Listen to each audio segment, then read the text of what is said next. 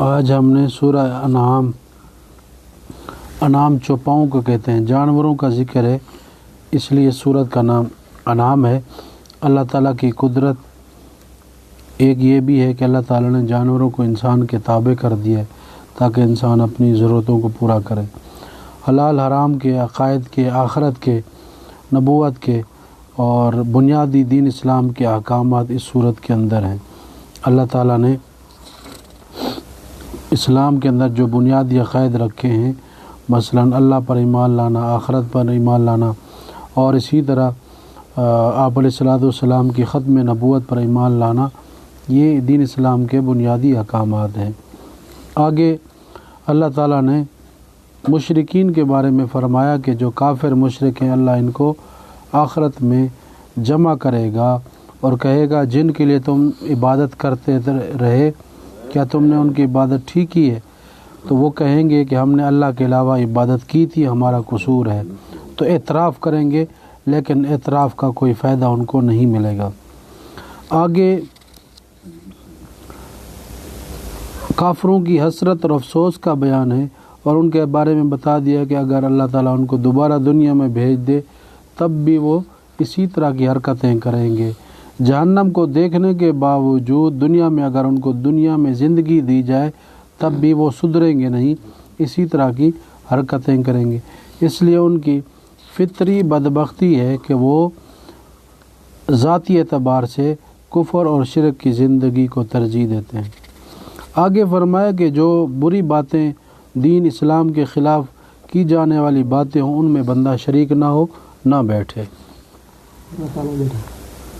آگے ابراہیم علیہ السلام کے جو والد ہیں آزر، جو مشرک تھے، پیغمبر جو ہیں وہ بیٹا ہے اور والد جو ہے کافر اور مشرک ہے، تو پیغمبر نے ابراہیم علیہ السلام نے اپنے ابا جان کو ادب اور احترام میں بتایا کہ آپ غلطی پر ہیں، شرک ایسا گناہ ہے کہ اللہ تعالیٰ اس کو نبی کی خاندانی نسبت کیوں نہ ہو اللہ تعالیٰ معاف نہیں کرے گا۔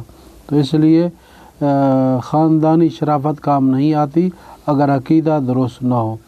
تو آخرت میں ابراہیم علیہ السلام کے والد مشرک تھے اور اسی پر ان کا خاتمہ ہوا، تو اس لیے بیٹا نبی ہے جنت میں جائے گا اور باپ کافر مشرک ہے تو وہ جہنم میں جائے گا۔ تو بنیادی جو دولت ہے وہ ایمان کی ہے۔ آگے اللہ تعالیٰ نے اپنی قدرت کے کرشمے دکھائے ہیں کہ دیکھو دنیا میں اللہ تعالیٰ نے تمہیں نعمتیں دی ہیں۔ کسان آدمی گندم کا دانہ زمین کے اندر ڈال کے چلا جاتا ہے، جا کے رات کو سو جاتا ہے۔ اللہ کی قدرت ہے کہ وہ دانہ اللہ تعالیٰ اس کو پھاڑتا ہے، پھر باہر الٹتا پلٹتا ہے، پھر باہر پودا نکالتا ہے۔ یہ اللہ تعالیٰ کی قدرت ہے۔ اسی طرح اللہ تعالیٰ مردے سے زندہ کو مردے سے نکالتا ہے، یہ بھی اللہ کی قدرت ہے۔ جیسے انسان مردہ سے پیدا ہوا ہے، پانی کا نطفہ مردہ ہے، اللہ تعالیٰ نے اس سے زندہ انسان پیدا کیا ہے، اسی طرح مردے سے زندہ کو بھی اللہ تعالیٰ نے پیدا کیا ہے۔ آگے اللہ وحدہ لا شریک نے یہ بھی بیان کیا کہ اللہ تعالیٰ کو دنیا میں کوئی نہیں دیکھ سکتا، کسی کی طاقت نہیں ہے دنیا میں، کسی کو یہ بس نہیں ہے کہ اللہ کو دیکھ سکے۔ آپ علیہ السلام نے جو اللہ کو دیکھا ہے وہ معراج میں دیکھا ہے، برحق ہے، لیکن جنت میں اوپر کے جہان میں دیکھا ہے، دنیا میں کوئی نہیں دیکھ سکتا۔ اہل ایمان اور مسلمان سب کے سب اللہ کو دیکھیں گے، لیکن جنت میں دیکھیں گے۔ اللہ تعالیٰ اس وقت اتنی طاقت قوت مومن کو بھی دے دیں گے کہ اللہ تعالیٰ کا بارہا مومن مسلمان ایمان نماز کی اعمال صالحہ کی برکت سے اللہ کا دیدار کرے گا۔ آگے ذکر ہے کہ مشرکین کے سامنے اگر واضح طور پر ان کے جو باپ دادا مر چکے ہیں ان کو قبروں میں اٹھا کر ان کے سامنے ان سے بات چیت کرا دی جائے، یا آسمان سے وہی اترتے ہوئے دیکھ لیں، فرشتوں کو بھی اپنی آنکھوں سے دیکھ لیں، تب بھی یہ ضد اور حسد میں اتنے آئے ہوئے ہیں، اس لیے یہ تب بھی ایمان نہیں لائیں گے۔ اتنے سخت کٹر قسم کے کافر اور مشرک ہیں کہ مردوں کو بھی دیکھ لیں تب بھی ایمان نہیں لائیں گے۔ تو بعض دفعہ بندہ برائی اور بری عادت میں رچ بس جاتا ہے تو پھر اس کے سدھرنے کے کوئی چانس نہیں ہوتے۔ اسی طرح مشرکوں کی جو عداوت اور دشمنی تھی آپ علیہ السلام سے، ایک تو عداوت دشمنی اس اعتبار سے بھی خاص تھی کہ ساری تعریفات، ساری چیزیں محمد صلی اللہ علیہ وسلم کو کیوں مل گئی ہیں۔ خاندانی اعتبار سے بعض دفعہ کسی خاندان کے فرد سے حسد ہو جاتا ہے، تو حسد میں وہ اتنے جلے کہ آپ علیہ السلام کو برحق جاننے سمجھنے کے باوجود پھر بھی ایمان نہیں لائے۔ آخر کار آپ علیہ السلام نے کامیابی اہل ایمان کو دلوائی، اور اپنے جو رشتہ دار تھے دشمنی اور عداوت میں مرے تو وہ ناکام ہوئے۔ ابو جہل آپ علیہ السلام کے خاندان کا ہے، لیکن بدر میں مارا گیا۔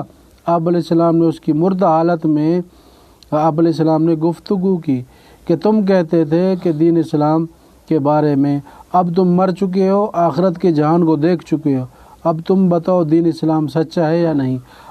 آگے جو اللہ نے وعدے کیے تھے وہ وعدوں کو تم نے پا لیا یا نہیں پایا؟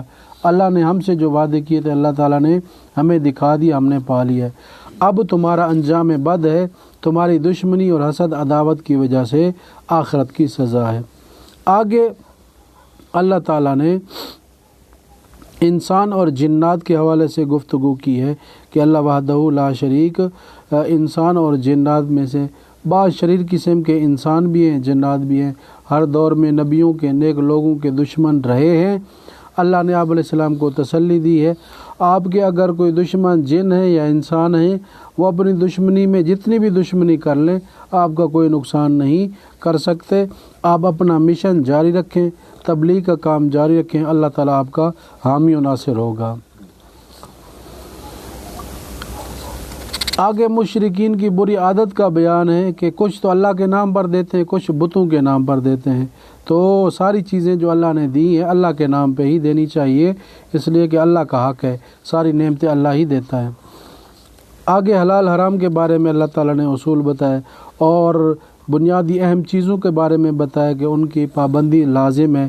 وہ یہ کہ اللہ کے ساتھ شرک نہ کیا جائے، والدین کے ساتھ اچھا سلوک کیا جائے، اور اولاد کو قتل نہ کیا جائے، اور اسی طرح بے حیائی اور فحش کام جو کھلم کھلا برائی کے کام ہوں وہ نہ کیے جائیں، اسی طرح ناحق کسی کو قتل نہ کیا جائے، اور اسی طرح یتیم کا مال نہ کھایا جائے، اسی طرح کاروبار میں ناپ تول میں کمی نہ کی جائے، عدل و انصاف کیا جائے۔